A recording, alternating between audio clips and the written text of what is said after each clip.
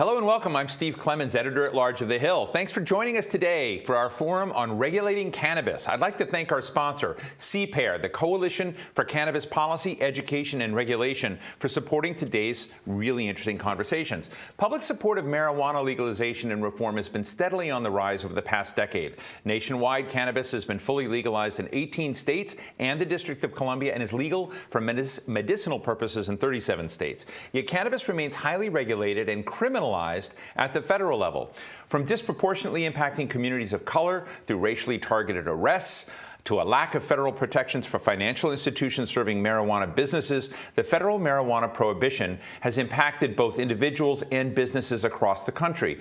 What does federal reform of cannabis look like in the 117th Congress? What guidelines could a sensible policy framework contain? How can a regulated marijuana industry operate safely? And how should issues like safe banking, decriminalization, and substance abuse be addressed?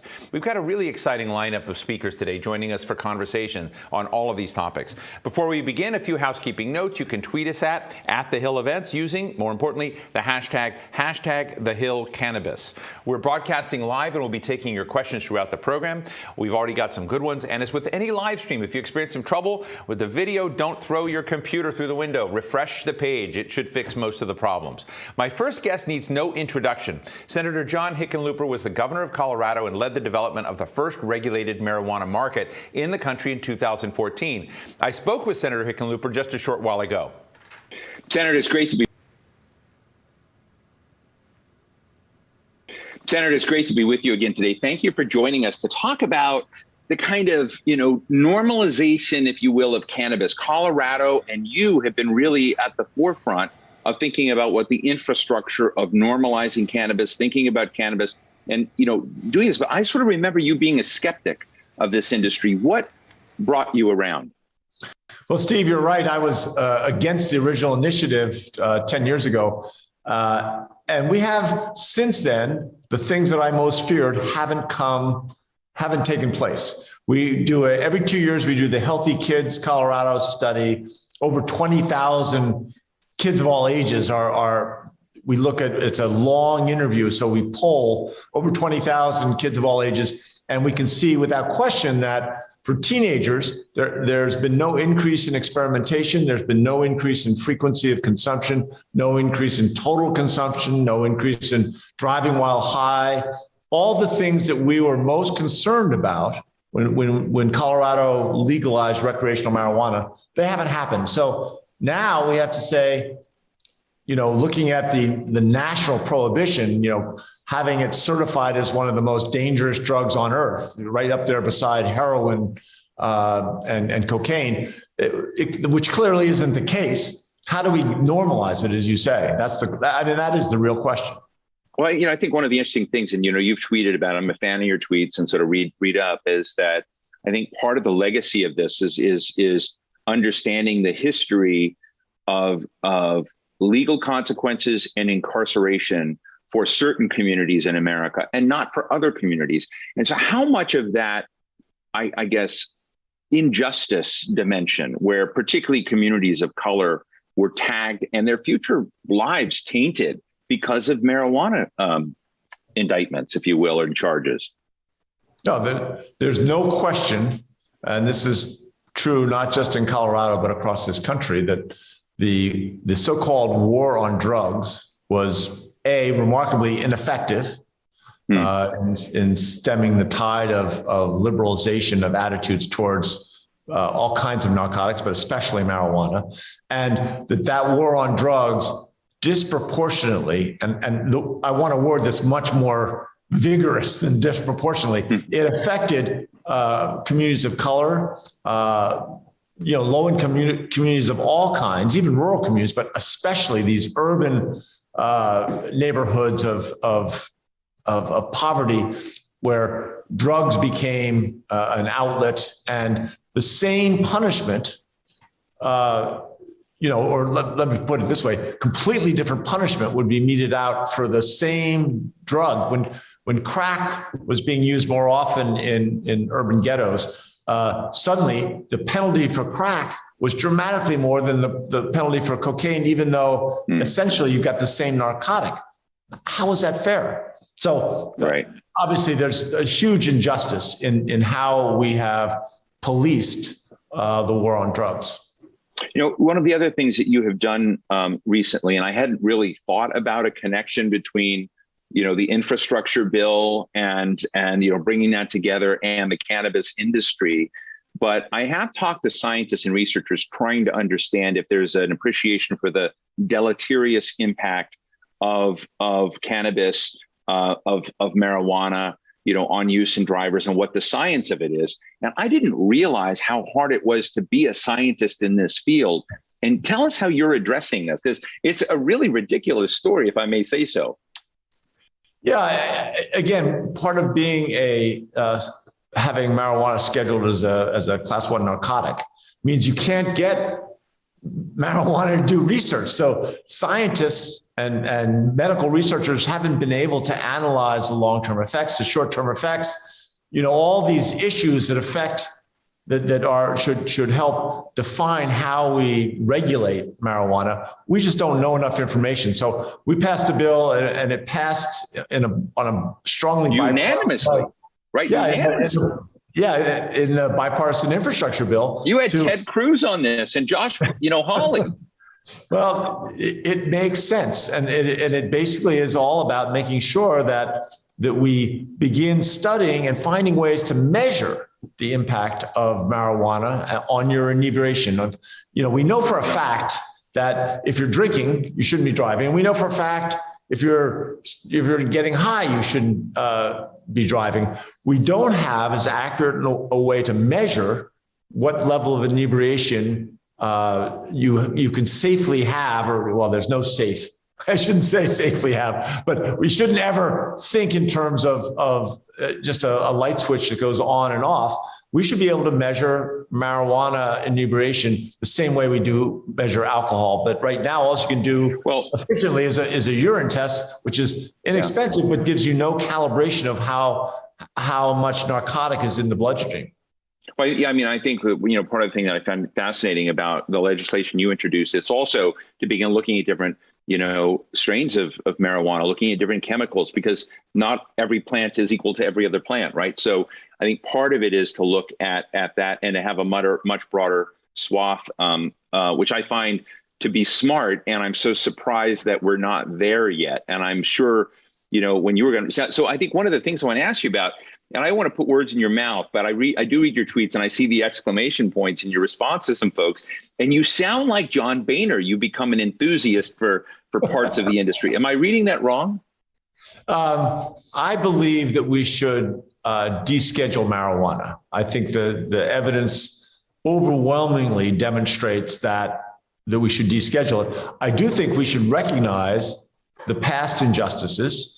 And we should use that process of descheduling, of essentially legalizing marijuana, to address some of those inequities and make sure that those communities that suffered most grievously during the war on drugs, that they get some of the benefit from these changing attitudes towards marijuana, and that there is, in essence, an ability to finance rehabilitation for many of the people that were most negatively affected. It begins with making sure that people that were arrested for nonviolent possession of marijuana, that their record gets expunged. That should get wiped away completely. How much of the, I guess it's the counterintuitive thinking about the legal incarceration, the consequences of this. I interviewed Richard Branson a while back, and Richard had worked with some of the elders, what they call the elders. These are, mostly former heads of government, and some in Latin America, Portugal, that had learned and watched in studies that if you decriminalized marijuana, you actually were able to manage it better, and you did not have surges in use. You did not have, but you removed a kind of criminal part of the economy, if you will. And I'm just interested in the debate that you have in Congress, whether that kind of approach to thinking about decriminalizing, drugs, if you will, in certain cases, is something that's compelling. Are people comfortable with those kinds of results they've seen in other countries? Well, I don't think they're comfortable yet, but you're exactly right that marijuana is the classic example of where regulation could dramatically make this country a better place. You look at the right now, rough justice that marijuana is roughly half in many communities, marijuana is half the drug sales. If suddenly you regulate that and you take that out of the hands of the drug dealers, suddenly you've taken half the overall volume that's going through that illegal process. And in essence, just like in any capitalist sales market, if you decrease sales by 50%, you're going to need a lot less salesmen and a lot less, people out there selling what is clearly, when you start looking at heroin and fentanyl and cocaine, much worse drugs. In the same way, if you deschedule it, banks can start banking it, so it's no longer a cash business. Right now, I mean, there are multiple negative consequences of having it be a cash business. One is that the businesses themselves can't get loans. It's not bankable. So it keeps those people that were most affected in a negative way by the war on drugs, it keeps them out of they don't get to participate in this new economy. It also means there's a tremendously higher rate of crime. I mean, if you really wanted to try and create an industry that really was dependent on gangs and cartels, make it all cash, right? It's almost like the system that is there now is oriented towards promoting the things we most don't want. Well, you and your colleague, Senator Michael Bennet, are trying to address that. And we're just debating in the Senate now, as I understand it, or maybe not debating, just hanging out and waiting for the National Defense Authorization Act. And my understanding is that you and Michael Bennet have introduced something called the Safe Banking Act that kind of normalizes the process so that, right now, again, something I didn't know. I have a lot of ignorance about this topic. I did not know that those growers, those participants in this industry, which is here, folks, can't trade in, checks and have banking accounts. You can't take a charge card. Yeah, exactly. No checks, no charge cards. It's all cash, which is a recipe for disaster. It's a blueprint for a catastrophe. And, I think they can go into Bitcoin. Yeah, they can go into Bitcoin and trade in Bitcoin. Yeah, I don't know about that. Well, but I mean, so do you think your Safe Banking Act is going to remain in the NDAA and get through, and this will all come to be? I've been here less than a year, so I'm the wrong person to ask to prognosticate on the success of any given bill. I think I'm wrong far more often than I'm right. But I do think it makes a tremendous amount of sense to allow banks to, in those states where it's been legalized. We're not trying to impose the will and anybody, when they talk about descheduling, that would really allow individual states to decide whether to make state laws and keep it illegal if they really want to. But in terms of banking, I don't think there's any benefit to penalizing those states where their citizens have voted to legalize it. That they should be able to bank, to have the economy around this new recreational marijuana, medical marijuana. Those should be bankable. They'd be much safer. Yeah, let me ask you another question, Senator.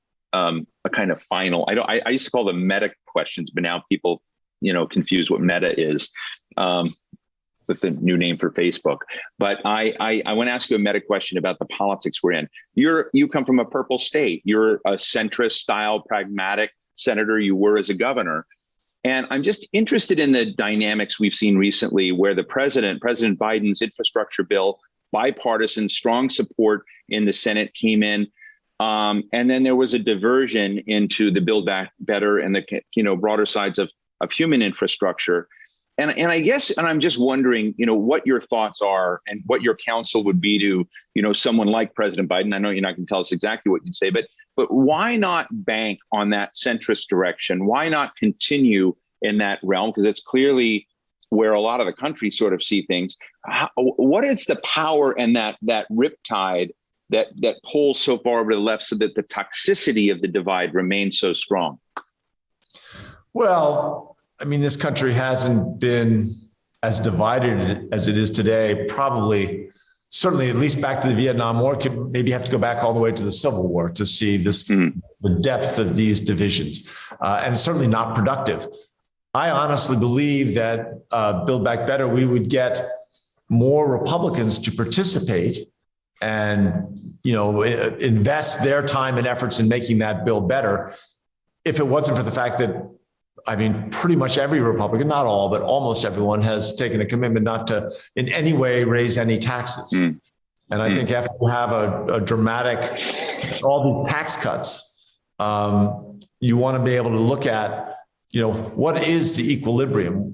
What is the right approach of revenue for the government? And then what's the best way to get that revenue? And if it's not taxes, how is it? And so far, we haven't really been able to find that common ground. And that becomes a line that, at least so far, almost every Republican refuses to cross. Not every Republican, but almost everybody. How's Jared Polis doing in your old job? We took all of us ex-governors take a vow not to, say nasty things about the person that follows you. The nice thing is that Jared's doing such a great job that I can speak freely and say that I think he's doing, given all the challenges of COVID-19 and all that he's had to deal with, I think he's done a very good job. Well, Senator John Hickenlooper, who was the first governor, irrelevant to today's topic, to regulate marijuana on a state level, also the only governor I know of who's been a brewer. It's always great to talk to you, John. Thank you, Senator, for joining us today. Thank you, Steve. Always a pleasure.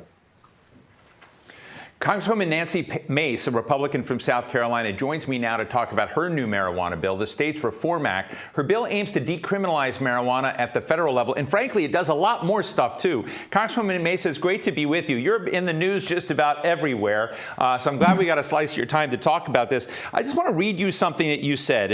I don't want to tell our audience, it's not something you often hear. You said, I would categorize this bill as a compromise bill. It has something good for everyone, Republicans and Democrats. I put a lot of thought into how we could make this kind of legislation palatable for people on both sides of the aisle and across every state in the country, recognizing that all states are different. That kind of statement in policy issue after policy issue is something I look for. You don't often hear it. Yeah. So I'm just interested in your wiring. Why cannabis? And are you the House version of Joe Manchin at this moment? Well, I don't know if I would go there, but I would tell you with regards to cannabis, this is an issue that I worked on for a very long time.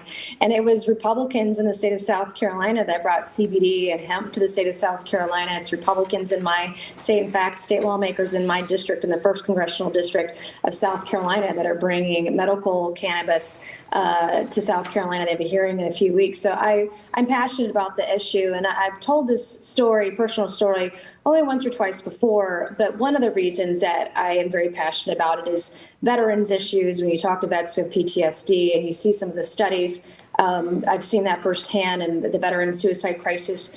I have a member of the family that had an opioid overdose several years ago. And then my own personal story, when I was raped when I was 18, I was prescribed antidepressants during a very, very tough time in my life. And those prescribed medications made my feelings of depression, it worsened over time for taking them. So I stopped taking them and I started taking cannabis. Didn't know at the time what that effect would be, but it certainly helped me cut my anxiety during a really tough, incredibly difficult time in my life. And so there are many of us that can draw on these personal stories that we've had and that we can share. And I've worked on this bill for a really, really long time. It probably about 9 months. Probably had I gave my staff the outline of what I wanted to do back in March. We got a first sort of draft in April.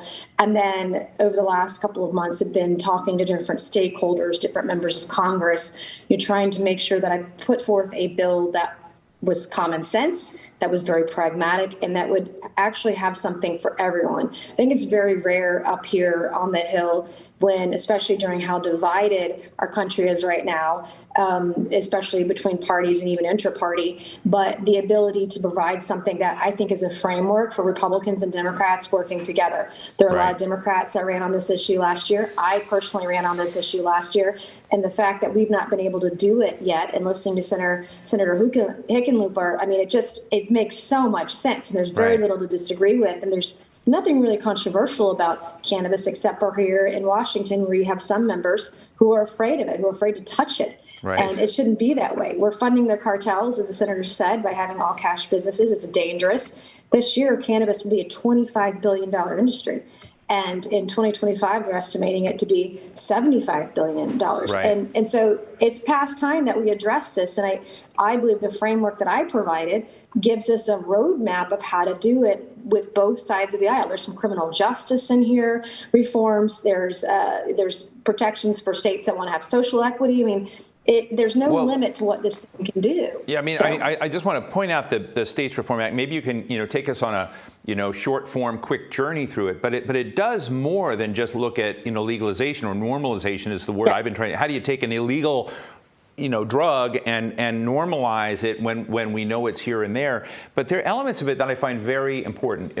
Expunging criminal records for nonviolent marijuana addresses before, which has come up in some conversations. But, people don't understand, I think, sometimes how uneven the application of those laws were. And a lot of the racial injustice in this country has been tied to that. But also looking, as you mentioned, to veterans, also looking at how do you create a taxation system that doesn't create a black market? So I just love, and then also, we have a patchwork right out there. We have 17 different states with it, but every state's a little different. But how you bring in something to allow states to be where they are at, but you create these pathways. So can you give us a quick snapshot of the States Reform Act? Yeah, I sure can. The first thing it does is it takes it off of Schedule 1. A number of reasons, obviously medical research being one of them. It also would decriminalize it. So there's an expungement and release from federal prison for nonviolent cannabis offenders. It was Henry Anslinger, that acknowledged when cannabis was prohibited, it was because of Mexican immigrants and black jazz musicians, right? That were promoting it. It was a reason for them to go into black and brown communities and to arrest them. And even today in 2021, you were 4 times as likely to be arrested for marijuana if you're black or brown versus being white. And so this really helps do away and I think resolve some of the injustices that are there with having that expungement part of it. Of course, that would only apply to the federal level, but states can do what they want at the state level for those offenses. Right. And that's very important as well. The other thing that it does is it does have protections in there for every state. So every state's different. There are only 3 states in the country that have absolutely no cannabis reform. So, for example, in my home state of South Carolina, we have CBD and we have hemp. In Florida, they have medical marijuana. California, Colorado, they have full adult recreational use. And so it recognizes that and provides a framework if you're legal in those states, that you would be grandfathered in, your business would be legal. You wouldn't need a Safe Banking Act, because if your business is legal and operated like any other business, then you can bank and get loans and financing just like any other business. What this bill also does is it provides a framework that would treat cannabis like alcohol. And so you have the TTB that would govern interstate commerce. There's imports and exports, just like alcohol.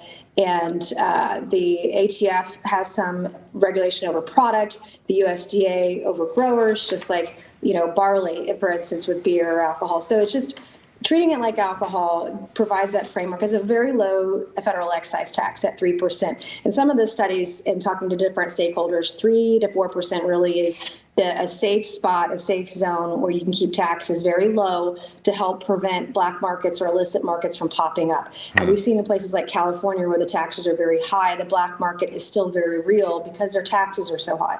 So we have to recognize, at least at the federal level, the lower we keep them, the better job or opportunity we have to prevent a black market from taking over. There are provisions in there that some other previous cannabis bills have and some don't, that would incentivize states to make it illegal for anyone under the age of 21, with the exception of medical cannabis use. Right. There are provisions in there to prevent advertising and marketing to kids. There are protections in there for vets. Vets can't be discriminated against if they use it, from jobs or housing or loans or financing, et cetera.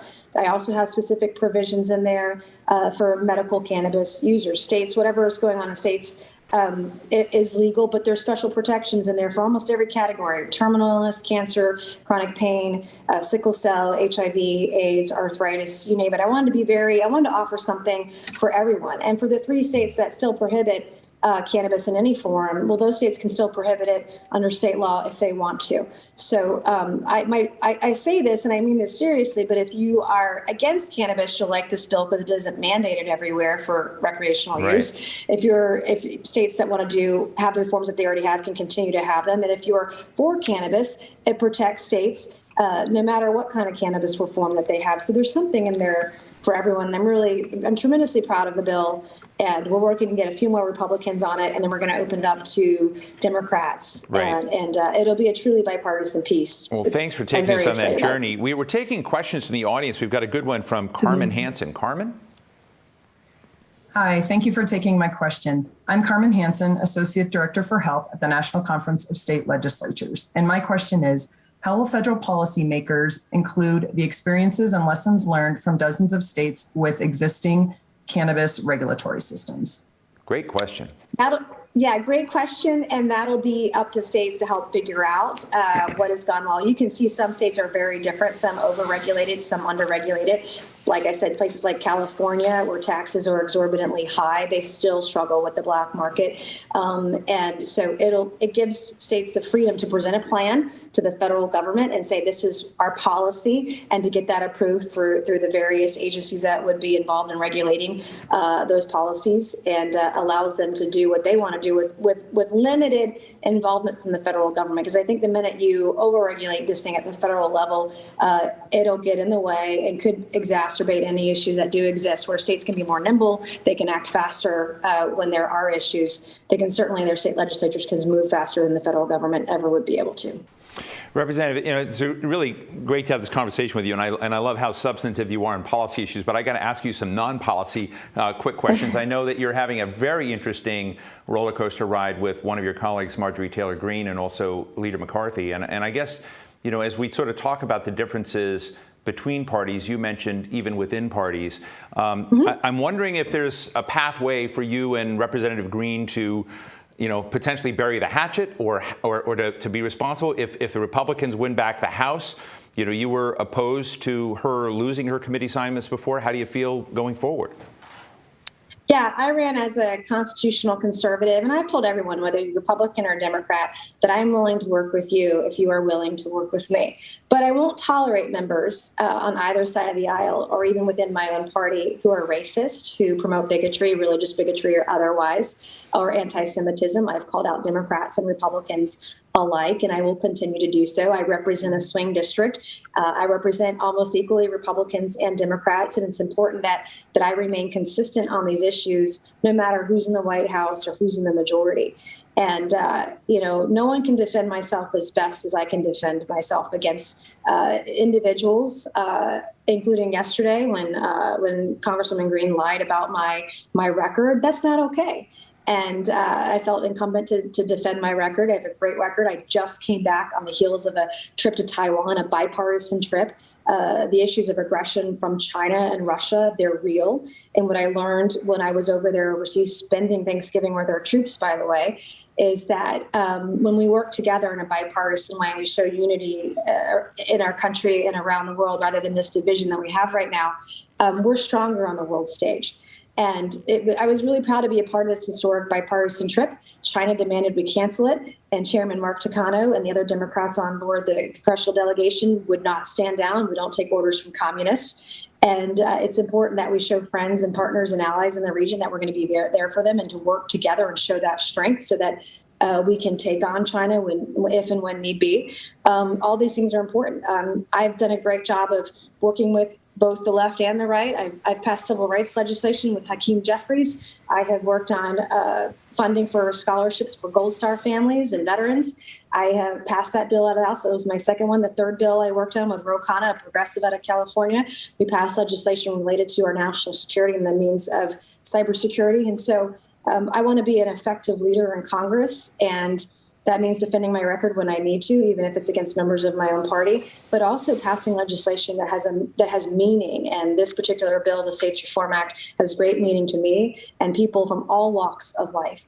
And I will continue to work hard and defend my record when I need to, and call people out for their BS too. Right. So all of the above. Is Leader McCarthy giving a green light to some of the extremists in the caucus and making life uncomfortable for moderates? Is he setting the I don't right think, tone? I mean, he's tried to do his best, but some of these, QAnon sort of leaning QAnon members of the conference, they're never going to listen to leadership, and they're not normal in any way, shape, or form, especially when you're like doctoring. I mean, one of the things she did yesterday was doctor videos of an interview that I did to warp where I am on life issues. And right. So, the leadership has done a good job of trying to, I think, rein that in. But at some point, I mean, she's out of control and totally unhinged. And so that's not my problem. I will step up and speak out when I feel like my record is being distorted or someone is lying about my record. It's important that people understand the truth. And my constituents, they hired me to do a job, and I'm fighting for them. And I represent not only my constituents on both sides of the aisle, I represent my state and my country. And I'm going to continue to fight for the values that make us a great nation, no matter who's coming after me. Representative Mace, I know you got a heart out, but I got to ask you one more question. Yeah. I just got a release from your office about Dr. Fauci and Monkey Island. What's going on in Morgan Island? Yeah, well, this is an island that set we it thought up was for our more of a audience because they'll know. retirement I just community. got this release from you folks, so no one knows much about this. So, use this as a moment to kind of give us a story about Monkey Island. Yeah, White Coat Waste did another FOIA a couple weeks ago. And Monkey Island is an island off of Morgan Island, off the coast of my district in South Carolina. We thought it was more of a retirement community for monkeys that had been part of lab experiments. Well, what we found out a few weeks ago is they're taking 500 or 600 monkeys a year and then putting them into labs. Just disgusting and barbaric scientific lab testing with these monkeys and killing them, and it's disgusting. And so we just found out about this. Dr. Fauci still has not responded to my letter about beagle puppies. And so now we just found this out, and I will be going down to Monkey Island in a few weeks to bring light and attention to this issue. This is an issue like cannabis that I believe can bring Republicans and Democrats together. And I have to tell you, our country needs that kind of partnership and working together now more than ever. Well, Representative Nancy Mace of South Carolina, the sponsor of the States Reform Act, thank you for enlightening us about that act, the cannabis industry, so many more things about the element of how culture is going in the GOP caucus, but also about Monkey Island, monkeys and beagles. I mean, it's been thank you very much for your time. Yeah, thank you so much, and y'all have a great afternoon. And now for a message from our sponsor, CPAIR, the Coalition for Cannabis Policy, Education and Regulation. It's time to face the facts. Legal cannabis is here to stay. Nearly half of Americans live in a state with legal adult use cannabis. 2/3 have access to medical cannabis. In every state, polling reveals overwhelming support for legal cannabis across the political spectrum. Not to mention, legal cannabis is one of the fastest growing industries in the United States. The industry is worth $61 billion and contributes billions to federal tax revenue. More than 300,000 Americans work in cannabis, with over 70,000 jobs added in 2020 alone during the pandemic. But here's the kicker. Right now, there's no federal framework to regulate this multi-billion-dollar industry. In fact, federal cannabis policy hasn't changed in over half a century. It's no longer a question of if the federal government should provide clear, consistent guidelines to ensure public health and safety standards. It's a question of how we get it done. That's where we come in. We are the Coalition for Cannabis Policy, Education and Regulation, or CPAIR. We represent a vast group of stakeholders focused on establishing a responsible and equitable federal regulatory framework for cannabis in the United States. Think of us as a brain trust with the power and influence to get things done. A coalition of the best and the brightest from regulated industries, academia, think tanks, public safety, medical and mental health systems, financial services firms, and social equity organizations, all of whom are working together to develop policy and build a national conversation on federal cannabis regulation. Our work is grounded in science and prioritizes substance use disorder treatment and prevention, preventing youth use, safe driving, reliable consumer products, patient access, small business growth, sound tax policy, environmental sustainability, social equity, and criminal justice reform. In addition to using science to guide responsible policies, we are bringing on the best minds to bring this conversation to policymakers, starting with our co-chair, former Senator Tom Daschle. I'm Tom Daschle, former senator from South Dakota and former U.S. Senate Majority Leader. I decided to join CPAIR because I'm impressed with its approach. It has clear goals that prioritize common sense regulation, social equity, and thoughtful research. The bottom line is that if the federal government is going to legalize cannabis, then we really have to do it right the first time. Together, we can build a regulatory system that aligns with public opinion, creates an efficient marketplace, and protects public health and safety. Many businesses and companies will be impacted by cannabis legalization. If you want to have a seat at the table, the Coalition for Cannabis Policy, Education, and Regulation is the coalition for you. Because cannabis reform is here. We exist to get it right.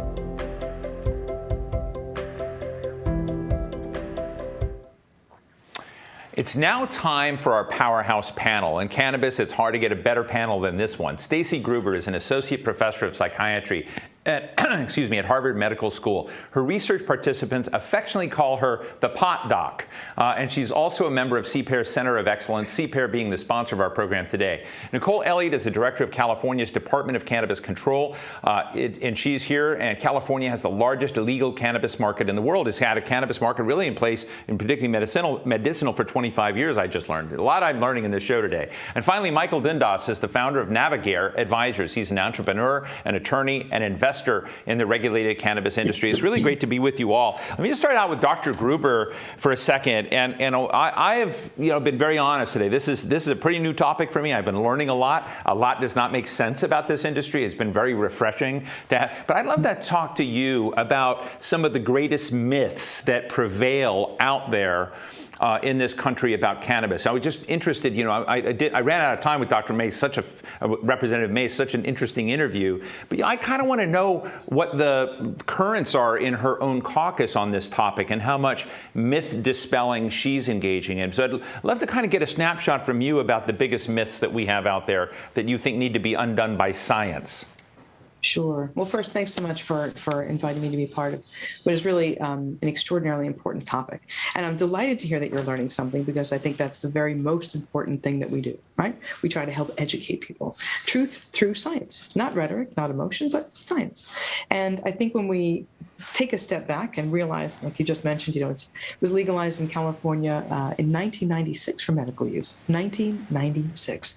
So that I sort of think of that as a re-legalization, because cannabis was part of our culture. It was part of our U.S. pharmacopoeia in 1850. It didn't require a doctor's recommendation or certification. Cannabis was prescribed for various indications and conditions. It's been around for a very, very long time. When I think about the greatest myths and the things that we want to help people understand more effectively, we tend to use one word, cannabis or marijuana, to describe everything that comes from the plant. Everything. And unfortunately, there's a bit of misunderstanding with regard to how the plant works and what different constituents in the plant might be able to confer with regard to potential benefit versus potential damage or decrements, especially in our most vulnerable consumers, our youngest folks, and perhaps even our oldest consumers. So the first myth I would like to dispel is not all constituents are created equal. Not all cannabinoids are created equal, right? And one size does not fit all. Very, very important to consider the type of products which are typically dictated by the goal of use. Recreational cannabis consumption or cannabis use is not the same as medical cannabis use. Our medical cannabis patients are very different from recreational cannabis consumers. That's first and foremost. When you have a goal of changing your current state of being or getting high, which is absolutely fine, no judgment here, you're going to gravitate towards different products and perhaps modes of use relative to someone who might be literally interested only in addressing symptoms. It's a very, very important distinction from where I sit, and something that a lot of folks don't necessarily understand. It must all be one thing, and it isn't. So that's the first. So let me ask you just another follow-up question, and then jump to Nicole and to Michael. But I guess the question that's sitting there for me, and I'll tell everybody, we have this great interview coming up. I've already done it with Dr. Nora Wolkoff, who's the director of the National Institute on Drug Abuse, and as she kind of goes in, I'm just interested in the science element of this. How do everyone I talk to in this industry is not anti-regulation. They want the right regulations, which have to kind of come with the guardrails of science. When I kind of look at the science question, there's so many different limits on the science and getting the science right. What are the parts of that track that we need to invest in and get right, so we get regulation right, so that wherever you are, in recreational, medicinal, we've got a much better map? So it's another really, really great issue, and I have no doubt that Dr. Olga was able to articulate some of these points exceedingly well. So it's incredibly important to make sure that, for example, the science. Cannabis currently sits in Schedule 1, the most restrictive of the Controlled Substance Act schedules, right? The most restrictive. I happen to have a Schedule 1 license, so there are certain things that I can do that other researchers can't do. But first and foremost, that becomes a limiting factor for many people interested in assessing the impact of cannabis or actively working with cannabis. And that's important. The second thing that goes along with this is that currently it is not, I know this is going to sound counterintuitive, I am not able to assess actual products that consumers and patients are using in their everyday lives, okay? I can't actually administer even a hemp-based product. Remember that hemp is a variety of cannabis with less than 0.3% THC by weight, designed to be non-intoxicating, or let's just say very low chance of being intoxicating. I can't give that product to study subjects, even though they can buy hundreds and hundreds of bottles. I can't give one drop to them legally. One drop. I may not administer anything that is currently in the marketplace for sale in a clinical trial. You can't do that. So that's inherently a mismatch, and something that I think, again, when we think about regulation and legislation, we have to be looking at products that our recreational consumers and our medical patients are actually using. That's incredibly important. Well, thank you very much. Nicole, I'd love to get the California story, because you've been at this longer than everyone else. I've been reading Gavin Newsom, the governor's pillars on what he thinks, how this needs to continue to unfold in the California scene. Give us a snapshot of what the governor's trying to do and the tensions that you feel. I mean, I've just listened to an interview that you did on KCRW on, the regulated, unregulated. I mean, how do you get the equation right? What's your advice and counsel to other states that want to come on after California has? Sure, absolutely. As you pointed out, California has been at this for a couple of decades plus now. California was the first state to allow medicinal cannabis activity. And so as we think about Prop 64, which allowed for commercial activity within the state, it passed in 2016, which was an era under the Cole Memo. And a lot of the regulatory framework was developed with that in mind. As we were just talking about research, the state of California invests over $10 million annually to support research, not just for the public health aspects, but to assess our regulatory framework, to create improvements in it over the course of time. So we're now, almost 4 years in. Commercial activity started in 2018. And we are transitioning an enormous market into a very regulated space. And at the same time, we're reassessing our regulatory framework pretty consistently to try and make it workable, not just for the businesses, but also for the consumers and our local governments that are implementing commercial cannabis activity in partnership with the state. But it is an enormous undertaking that will take some time. Well, look, one of the things we've discussed earlier is when you move from essentially a federally illegal substance, you normalize, you've got states with state regulations. Another dimension of this that comes from moving from illegality to legality is taxation and revenue. How big are the revenue opportunities, if I should put that, for states and communities from this industry? The opportunity is enormous in a state the size of California with the scale that we have. However, it is really important to be sensitive to the impacts taxation has on the overall objectives of legalization and strong regulation, or thoughtful regulation, I should say. And we heard Representative Mace talk about the tax structure within the state of California. And I think that is an oversimplification of the challenges that California is facing when we point to taxation and the illegal market. Again, going back to the fact that we're transitioning a pretty old, entrenched market. But it is really important to be sensitive to the impacts that the costs to consumers have on consumption trends. And we want to encourage consumers to consume within the legal market so that they're consuming tested, safer products. But when it comes to the tax revenue, There's a lot of opportunities there. California, I believe last year collected over $1 billion in tax revenue. On the state side, that's not even speaking to local governments. A billion, $1 billion, a B with $1 billion is a big number, whether you're in California or anywhere else. But Michael, you're an early entrepreneur, pioneer, investor, thinker on the business side of this, and so let's remove the fact that this is cannabis. Every great entrepreneur I've met is all about disruption, figuring out how you create. I mean, it's just not about, hey, go in and feel it's like grow a lot of plants and get them. So I'd just love to kind of have our audience get a feel for what you see are the opportunities to make this industry more compelling. What would you come into? What are you trying to disrupt in the industry to kind of give it scale, consistency, safety? What are the elements that should be on our dashboard as we think about this? Well, Steve, thank you so much for having me and for the question. I think you touched on a number of really important points there. First of all, I'd like to say that I think, echoing all of the guests that you've had so far, the cannabis programs that states have rolled out over the past 25 years, as Dr. Gruber pointed out, have really been a marked success story. That's not to say there haven't been hiccups along the way, but by and large, this is an industry that is transforming an illicit activity, which was already there.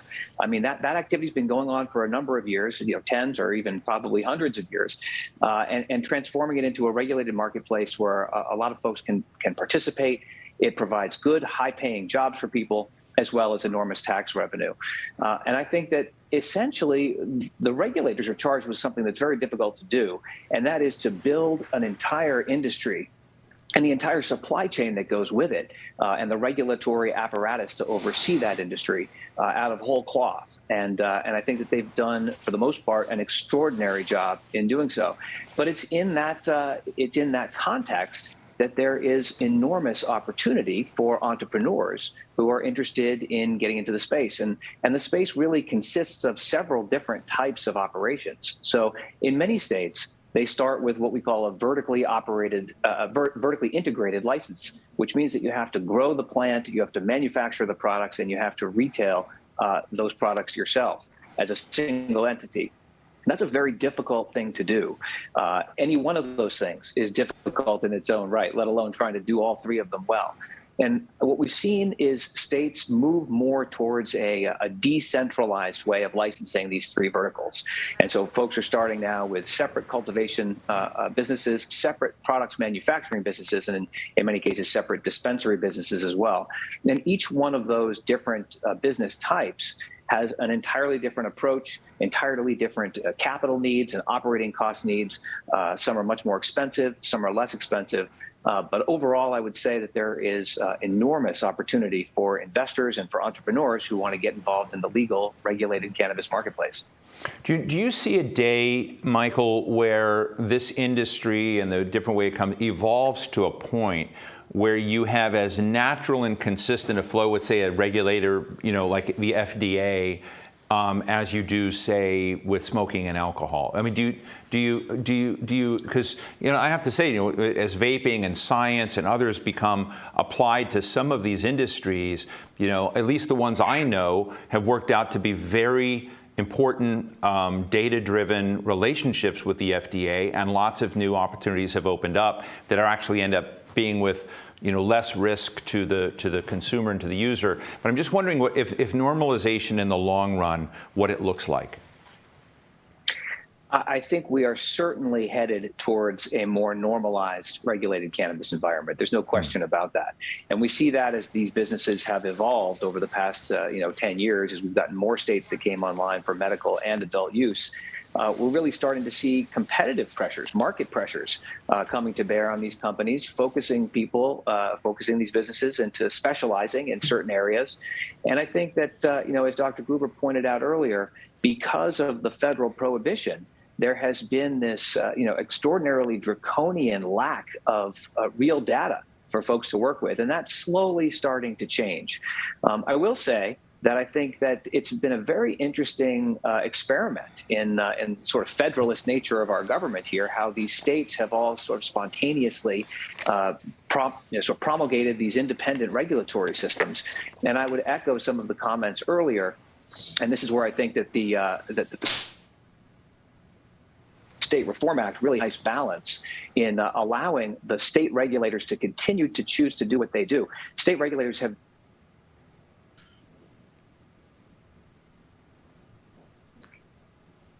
It looks like we may have lost Michael there for a minute. I'm sure he'll be back. Let's do one more. We're going to go to an audience question real quick, but I want to ask, go ahead, please. You got cut off there for a minute. I apologize. Just saying that it would be a shame to lose the learnings that have been made by existing state regulators. And so I think the State Reform Act has really struck a fine balance there in allowing those regulators to really take control once the State Reform Act passes, if it does. Thank you very much. Let me just ask Nicole and Stacey real quick before we take an audience question. Is there a country out there that gets this right, gets it better than we have so far, that would be an interesting model to at least be aware of? Stacey Gruber? I'm not sure that any other country's model would work for us in the States, given some of the ways in which we are rather unique in our approach. I'm not sure that I have an easy comparison there. Maybe Nicole has something more. Well, maybe the country is California. I don't know. Nicole? I can't point to one that has perfected it, which is why I think it's really important that there be a strong network across countries and states to share lessons learned. And those are being developed, have been developed. We participate in them. It's super, super important. Terrific. We have a question from Brock. Brock? Hi, my name is Brock Spencer. I'm from Kokomo, Indiana. I would like to know what is stopping the federal government from, at the very least, taking marijuana off of the Schedule I controlled substances list. Thank you. Thank you, Brock. That question has come up a lot today, but we'd love to get a snapshot from each of you. Stacey?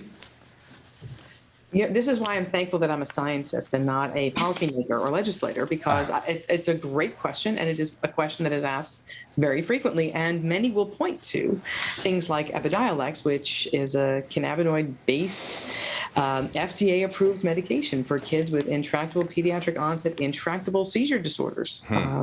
So if a Schedule I substance by definition has no accepted medical value, how does that then, how is that commensurate with what happened, right, with Epidiolex? So I think it's a great question and not one I have an answer to. Oh, well, but you're out there as an expert. But Nicole Elliott? Sure.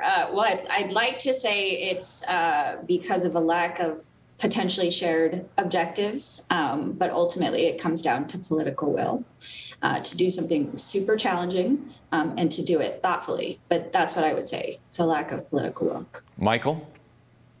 I guess I would say, federal cannabis policy, as has been observed earlier on this show, started with really quite ill intent. And I think that as our culture has evolved, we have seen inertia, frankly, on the part of the federal government. I think we've seen this happen in a number of issues where states and the people take a proactive stance, get out way ahead of the federal government, and it oftentimes takes the feds some time, and they lag behind. But I do think that, with what we're seeing now, cannabis's time has finally, hopefully, arrived. There are a number, as you know, of different legislative proposals out there. I think the State Reform Act is just the latest and, in my view, the best. But I think that it's really now only a matter of time. I couldn't say that necessarily 5 years ago. Well, I think also to hear Senator John Hickenlooper and Representative Nancy Mace say so directly that it had to change. I mean, they both made that statement unambiguously, is really interesting. I don't think you could have imagined that, just a few years ago. So Dr. Stacey Gruber of Harvard Medical School, Nicole Elliott of the California Department of Cannabis Control, Michael Dundas of Navigare Advisors, thank you so much for joining us. Great conversation. I hope we can do this again. Thank you. Thank you. Thank you. And now for another message from our sponsor, CPAIR, the Coalition for Cannabis Policy, Education, and Regulation. Now to the growing acceptance of legalized marijuana across the country. I believe the time has come to end the federal prohibition on marijuana in this country. Nearly half of Americans now have access to legally purchased marijuana in their home states. A recent Pew Research Center poll shows 91% of those surveyed say marijuana should be legal My name is Andrew Friedman. I'm the Executive Director of the Coalition for Cannabis Policy, Education, and Regulation. We are a diverse group of stakeholders from highly regulated business to subject matter experts in public health, public safety, social equity, and dozens of other issues that are important for cannabis legalization. We are here to answer the hard question of how do we get this right at the federal level. For the last decade, the federal government has kept the same posture on criminal forgiveness, but without addressing the many complexities arising from a growing industry. There's a better role for the federal government than to look at this from a distance or implicitly grant forgiveness while actively blocking the science and research that could aid states' abilities to do this right. Whether it is driving while high, product safety, consumer protections, the answer to those questions are difficult and require the brightest minds to come to the table. That is why at CPAIR, we have assembled a team of subject matter experts to offer solutions in these areas. What's the strategy going forward? So our strategy is really to stop focusing on if legalization should go forward, recognizing that legalization has gone forward. It's a reality for almost half of America. It's here. It's here. And we really need to start talking about how rather than if legalization is a good idea.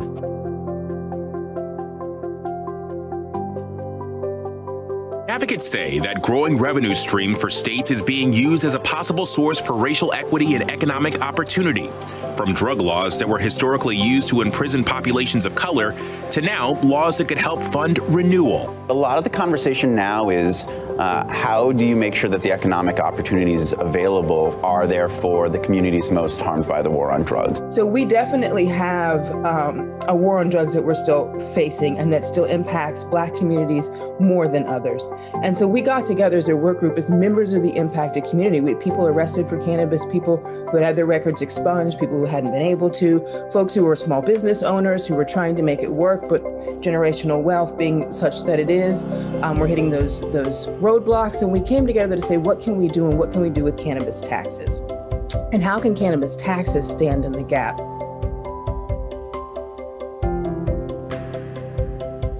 Both the nascent nature of the cannabis industry and the history of victimizing communities of color provide a unique opportunity to help improve the government's overall approach to encouraging small business growth and enhancing opportunity for minority entrepreneurs.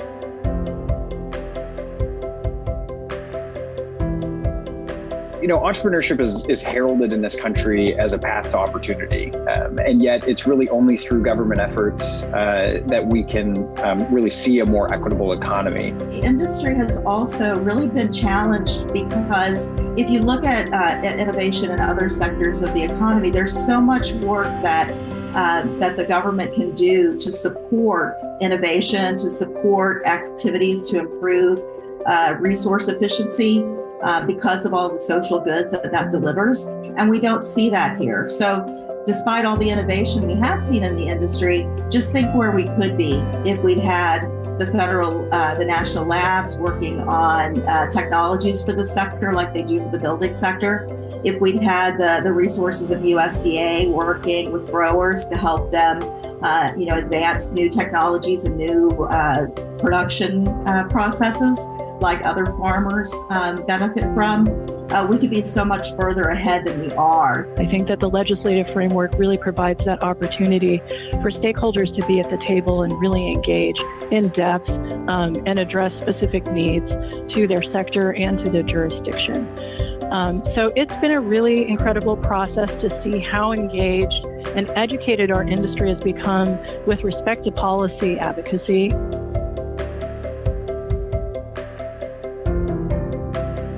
It's not just about cannabis. We were thinking about that gap for Black and brown businesses broadly.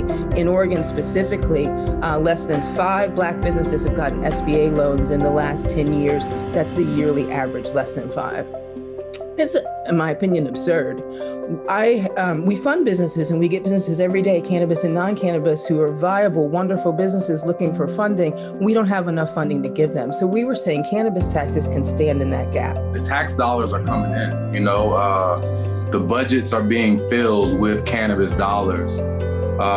Jobs are being created all the time.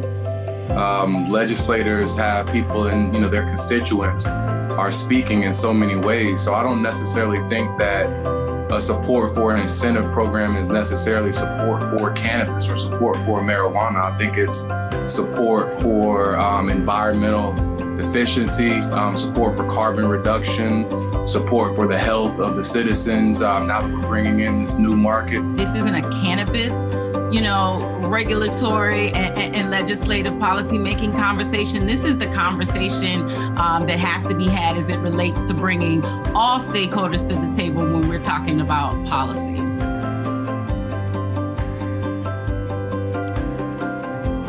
It's imperative that public, private, and social stakeholders collaborate to reform laws and provide innovative solutions, as well as tap into existing programs to create equitable opportunities and outcomes. Cannabis is an incredible opportunity for policy reform and looking at, revolution of small farmers and how to really transition into a more sustainable model for our food, our medicine, and our fiber production.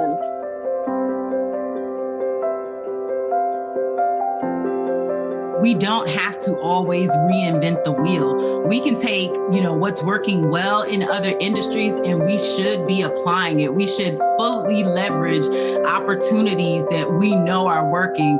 Cannabis reform is already here. Now it's our job to get it right.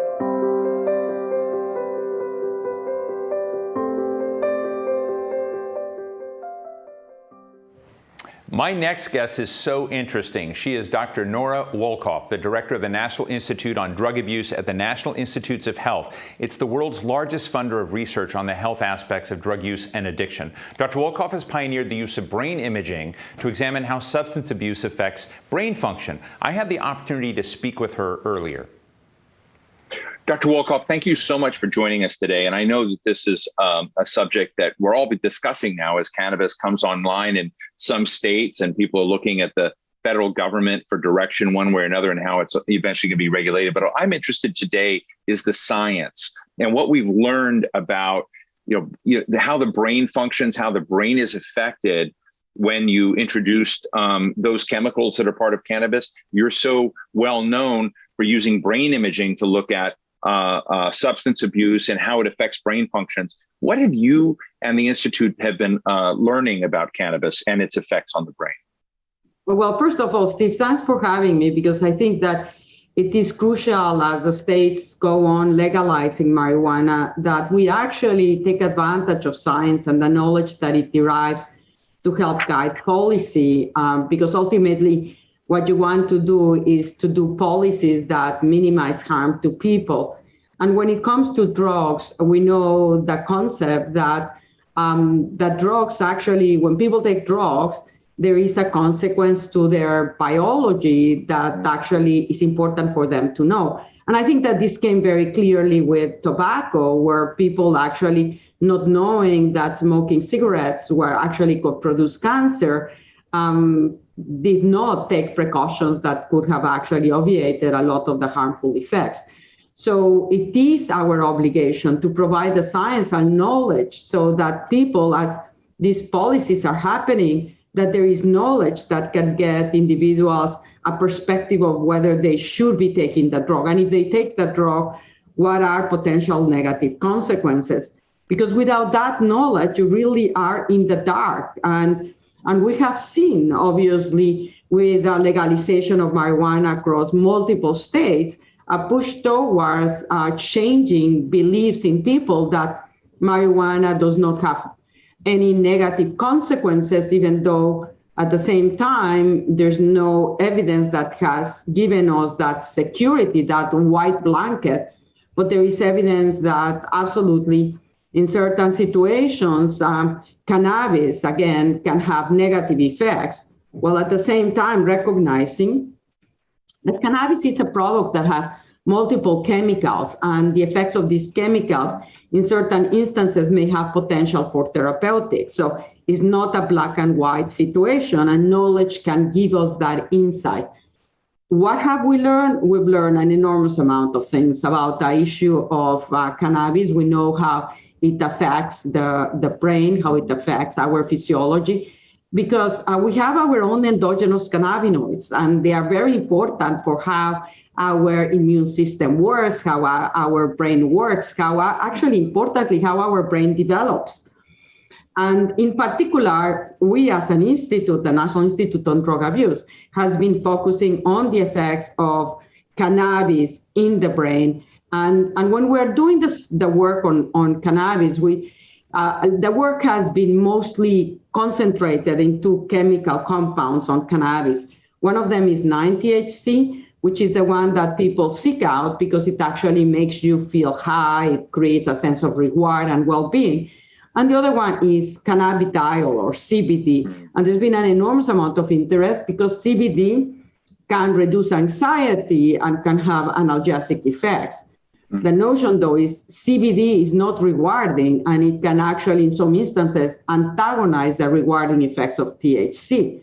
So most of the products that are sold out there in the illicit market for reinforcement, for recreational purposes, by default will have low content CBD, but high content THC. And the variety of products ultimately does affect the effects of marijuana. So the products, for example, what we have been learning is that the amount of THC has been increasing significantly on marijuana that is sold for recreational purposes, which again reflects the fact that it's going to create a marijuana. Well, and I don't mean to interrupt, but I mean, I just want to ask you, Nora, that high degree of THC, is that one of the concern points you have? Because you're one of the world's great experts on addiction. So is that, and I think there's this belief out there that cannabis is not addicting. So I just love it. Can you just zero in on that in addition to the other things you were saying?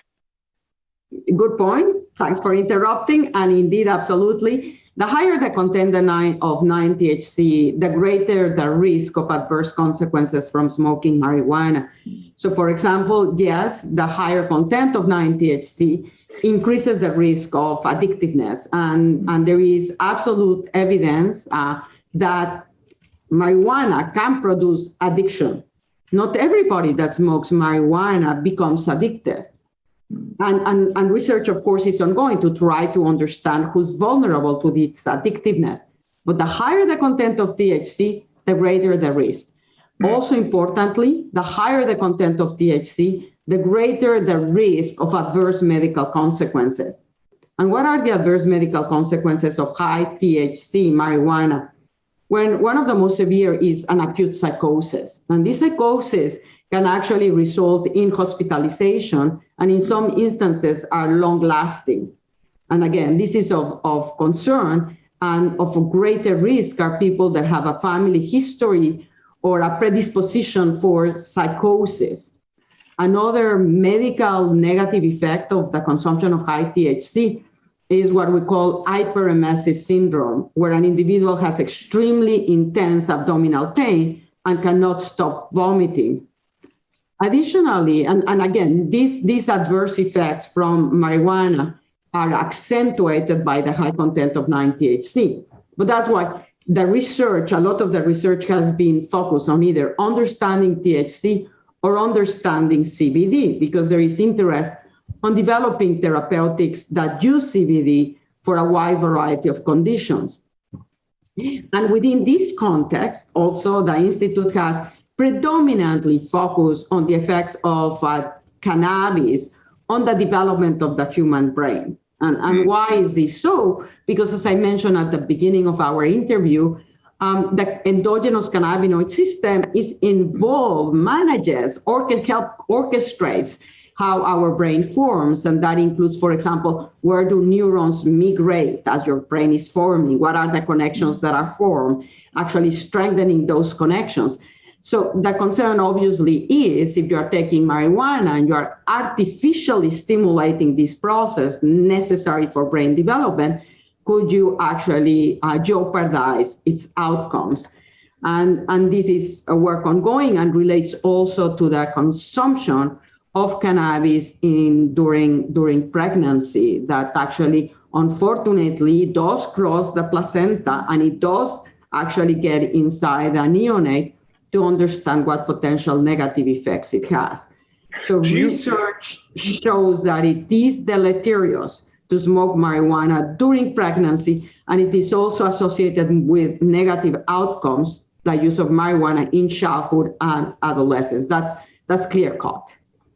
So you're describing, a great deal of life complexity around us, a great deal of variation. And you and I, and just tell our audience, you and I have had these discussions before about substance use disorder, addiction across other drugs. And I think one of the interesting questions is whether or not, as we enter into a world in which cannabis is going to seems to be becoming more and more part of a lot of folks' lives, whether the institute where you're at has the resources to think through these complexities, to work with the health profession, to work with the policy community, in helping to guide people in this, because it sounds like we're there in many ways before the science and the results of your work has come forward. Am I getting that right? Yeah, no, absolutely. And I guess that you are hinting at the notion, particularly, for example, as people are using marijuana for medical purposes, there's a wide variety of conditions that people are using it for, or that the dispensaries are selling them for, even though the evidence is not there. And thus, they may forego medications or treatments for which there is clear-cut evidence because of the belief that marijuana may help them. And so, therefore, these highlights really the need to conduct more research so that we can understand ultimately what cannabis can do or not do, and when it can be harmful. Well, the other thing I've always admired about you, and I just want to put it in this, is that I don't know how to open it other than just bluntly. You have written about and commented about that we need to remove stigma from the issue of those people who are suffering from substance use disorder, who are suffering from addiction, which you see as a brain disease. Tell us more about that, if you wouldn't mind, because I think it's important for our audience to understand that in a way, if you're suffering from a disease, that individual is as much a victim of that process as others. And then to criminalize really gets you nowhere good. But would love to hear that from you. Yeah, no, I think that the stigma that has surrounded and continues to surround addictions and the use of drugs has actually jeopardized our ability to intervene both on prevention and treatment. Our society overall has criminalized people that take drugs, and this has been shown repeatedly that it's not only not beneficial, but it actually exacerbates the outcomes of individuals that are put in prison or in jail for the use of drugs in terms of their drug use itself, but also on the likelihood of relapsing when they go back to the communities. And the other aspect about it is not only it is negatively affecting them, it's also affecting their families.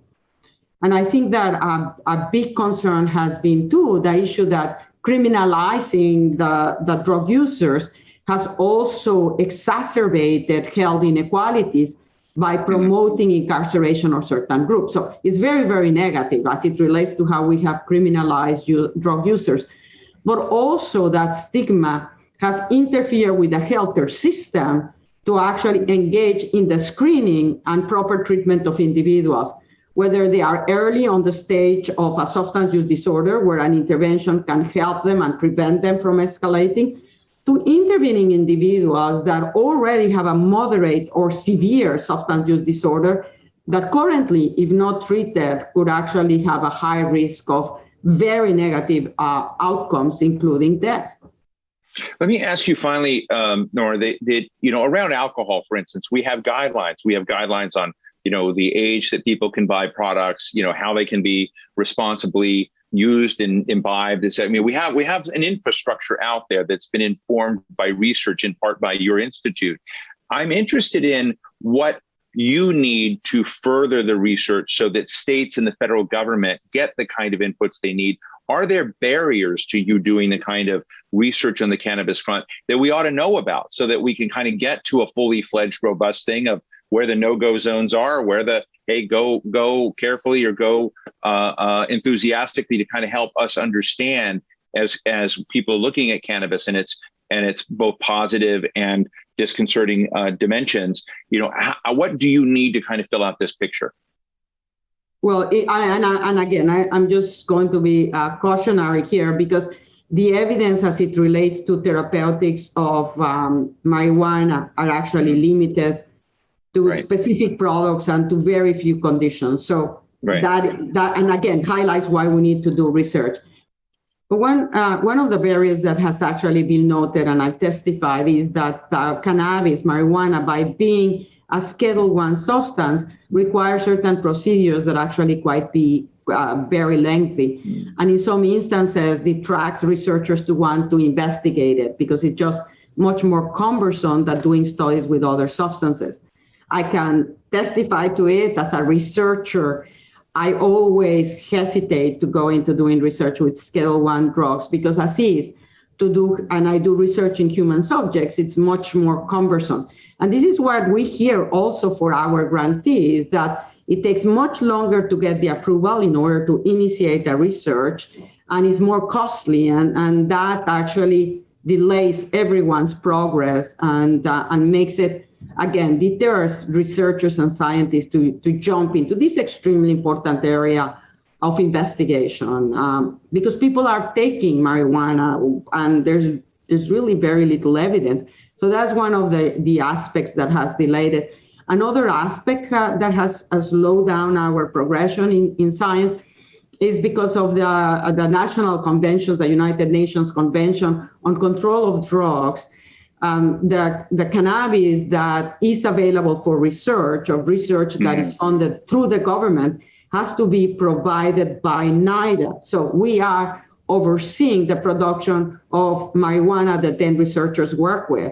But this is very limiting because you can imagine that there's a wide variety of plants out there with very different properties. And so to the extent that we are limited to just one product, that actually in many ways defeats the purpose of understanding the components that are responsible for therapeutic benefits. So this is something that we have been working with, and there are new provisions by the DEA to expand the sources for where researchers can get the marijuana, which would help us overcome this issue.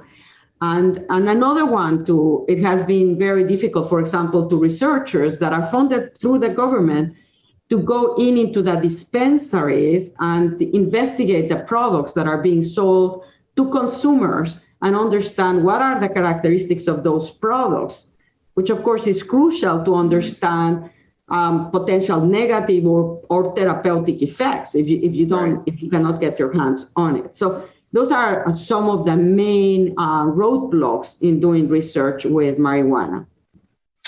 Nora, I would be remiss in not adding one last question to this that doesn't have to do with cannabis, but has to do with your very important work on other forms of addiction and your research into that. And what I'm interested in is the opioid arena, in which we've had previous discussions on what the state of the nation is at this moment. Are there blind spots that we have that we need to remove to better help those people that are suffering from opioid addiction and substance disorders? And looking at, I just love to get your, a snapshot of your thoughts on how we can be smarter where we are as a nation, because I just sort of see and feel the numbers out there of a lot of desperation out in the world and a lot of problems on that front. But your thoughts? Yeah, no, and it is actually the latest numbers that came from CDC that actually recorded the number of deaths that end up in April 2021. During 12-month period, there were more than 100,000 people dying from overdoses. And this is by far the highest number that we've ever seen. 75% of those overdose deaths are associated with opioids, predominantly with fentanyl, which is a very potent synthetic opioid that, because it has a very high profit margin for the illicit drug dealers, they are using it to contaminate a wide variety of drugs. And so by contaminating a wide variety of drugs, for example, they are also contributing to the significant increases that we're seeing in mortality from people that are taking methamphetamine, or from people that are taking cocaine, or even from people that are taking heroin. So the market is being contaminated with fentanyl. And last week or 2 weeks ago, we have also the first clear-cut evidence report that marijuana had been contaminated with fentanyl. When when people that take drugs that are not opioid, by pure chance, getting a product that is contaminated, consume fentanyl, they're at a much greater risk of dying because they actually don't have the tolerance, and fentanyl is so potent in producing respiratory depression. So what can we do? From the perspective of therapeutic is provide access to treatment to people that are addicted to opioids. And there are very effective medications out there that can prevent you from overdosing and help you achieve recovery. So there are treatments that work, but we're not providing them to all of those that need it. And again, being very conservative when you ask me, well, how many people are getting these medications that are life-saving? I would say I'm being very generous by saying 30%. So as a country, we have tools that could be beneficial to help people prevent overdoses.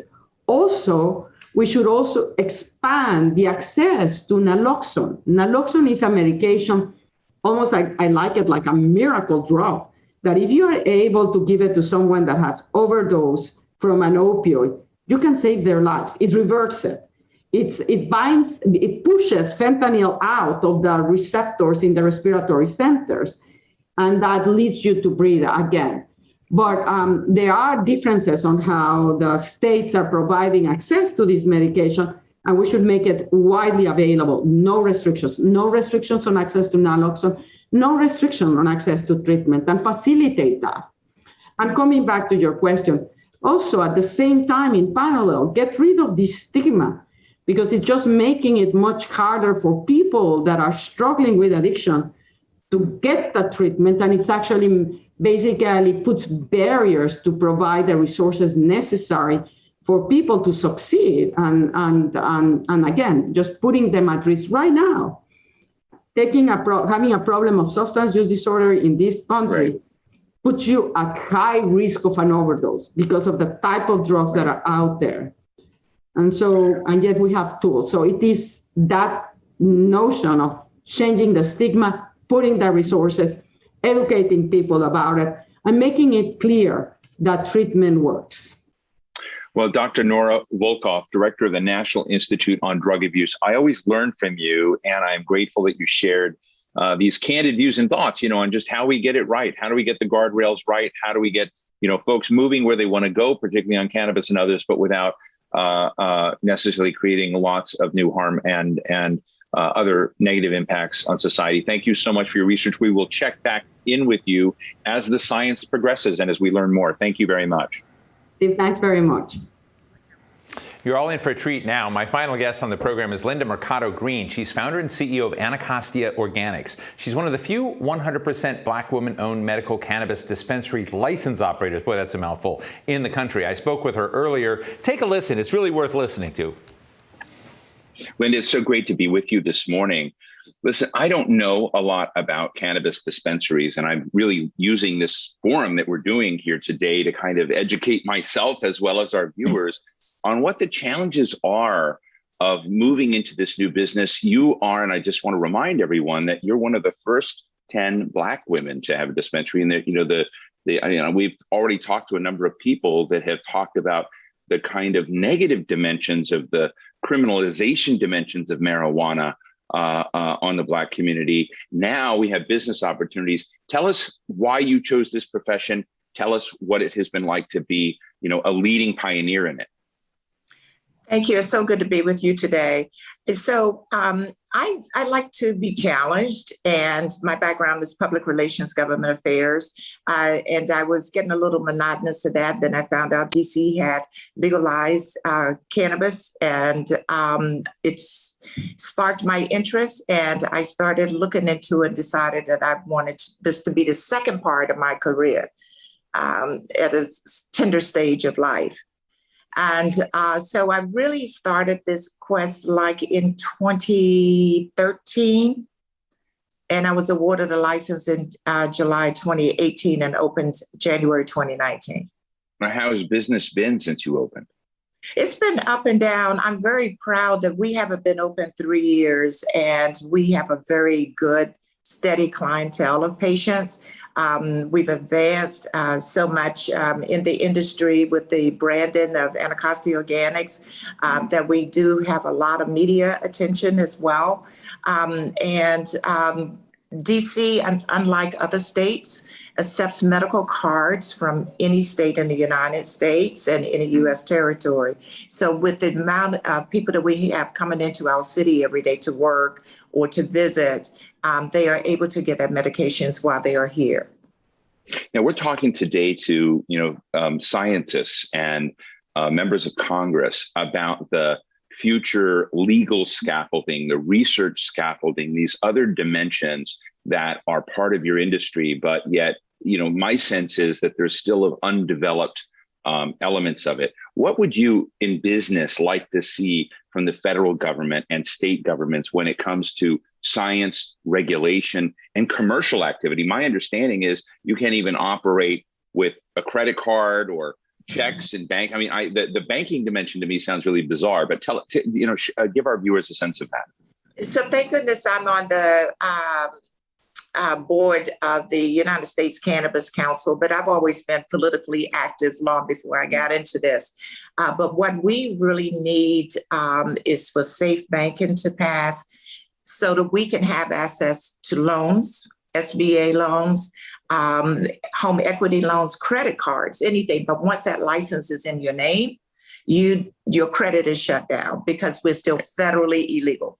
And that Safe Banking Act has been sponsored by Senator Hickenlooper and Senator Bennett, and they put it into the National Defense Authorization Act. So we'll see what happens with that. But I mean, you have to operate in an all cash situation, right? Well, typically when I first started, I did, but then banks got creative. New banks were formed just to handle cannabis. And I found a bank in New Jersey that handles my account, and the cash is deposited there regularly, and I can write checks to my vendors. I can pay my staff through direct deposit, that type of thing. So there are a lot of creative ways. It's very expensive to do it that way. We're charged a heck of a lot more than any other business. And the other thing is that the 280E IRS tax law. So if we were descheduled, as a Schedule I drug, if we were descheduled, we would not have to abide by the 280E IRS tax law, which taxes us anywhere from 70 cents to 85 cents of every dollar based on revenue, because we're still federally illegal, and the United States government looks at us as if we're drug lords and money laundering, even though we are sanctioned by our states. Wow, it just sounds a little bit inconsistent in part. But let me ask you another question. We at the Hill have done a series of forums across all industries, small business, large business, things that we know about diversity and inclusion. What is happening? What's real? What's not? And what really stands out, Linda, and I'm just going to be honest, is that even in the dispensary network around America, I have friends who have dispensaries in Arkansas.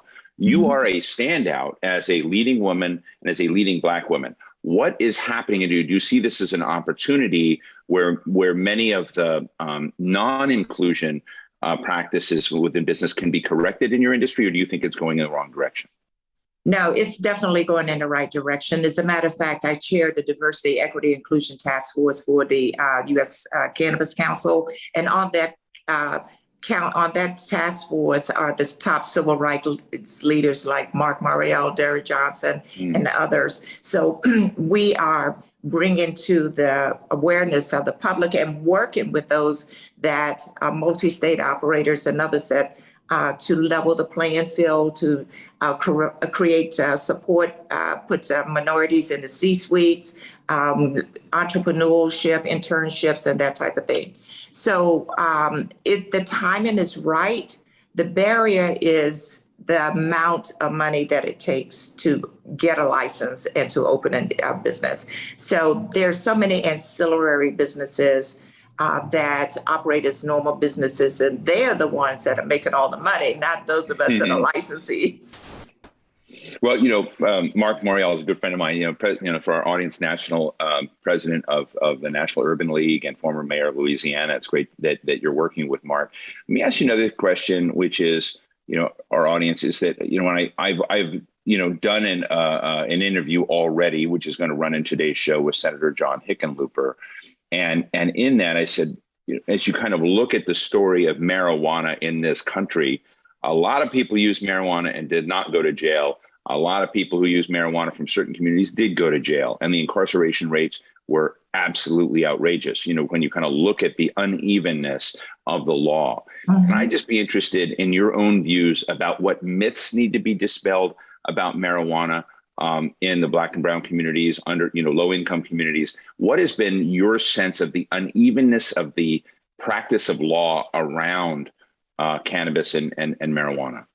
Well, when I decided to pursue this, I live in the community that I serve here in historic Anacostia in Washington, D.C., which is a community that has been vastly affected by the war on drugs and a lot of street drugs and a lot of crime. And so the first thing I had to do was educate my community on the medicinal benefits of cannabis and medicinal benefits of legal licensed cannabis, because when you're buying off the street, you don't know what you're getting. It's not lab tested and all of that. And so the educational component is extremely important, but people see the benefits. The plant has been around for thousands and thousands of years, and I'm calling for automatic expungements for everybody nationwide that has been affected by or wrongfully imprisoned, families torn apart, economic issues for being jailed for a plant. I mean, those are big words. We're going to have to leave it there. But on the expungement issue, what you're saying is, again, looking at the unevenness, we had a lot of people whose lives were torn up for doing exactly the same thing that some kid in another community was doing, or some person, elder, adult across the board. And I just want to say congratulations to you, Linda Mercado Green, owner and CEO of Anacostia Organics. I want to get out there and visit you. You're one of my neighbors, so I look forward to seeing you in person. Yes. Yeah, it'd be great. What an honor, and look forward to doing more on this down the road. So thank you, and thank you for helping to educate people like me. I mean, this is new for me too. I'm typical, I think, of a layperson who's trying to come in and understand this more. Very dependent on folks like you who are living this experience and can help us understand. So thank you, Linda, so much. Thank you, and I look forward to returning, and I look forward to seeing you at Anacostia Organic. Thank you. Thank you. That brings us to the end of our program today. A very big thank you to CPAIR, the Coalition for Cannabis Policy, Education, and Regulation, for its support, and to all of you attendees for joining us. These really great discussions. For any of you who missed the conversations, we're going to have the video from the event up on our website shortly. I'm Steve Clemens. Thank you, and be well.